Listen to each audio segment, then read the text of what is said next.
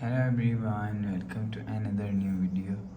In this video I will show you how to fix if NFC is not working on Infinix GT30. Let's start the video if you want to fix this problem. So first of all, go to app library. Here click on settings app. Now in setting, click on my phone. You will check your software update is latest. If it not latest, update your software latest. After update software latest, go back to home screen. You will see your problem is solved. But if it not solved, so enable NFC. After enable NFC, you will see your problem is solved. But if it not solved, go to app library. Click on settings app.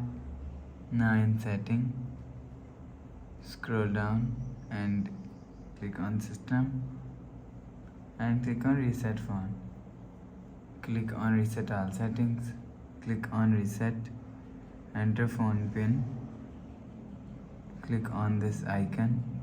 You will see your problem is solved.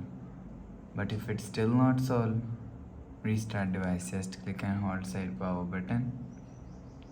Click on this restart icon. Again tap on this restart icon, you will see phone is restart. After restarting, enter phone pin. You will see your problem is solved. So please subscribe for more new latest videos. Thanks for watching.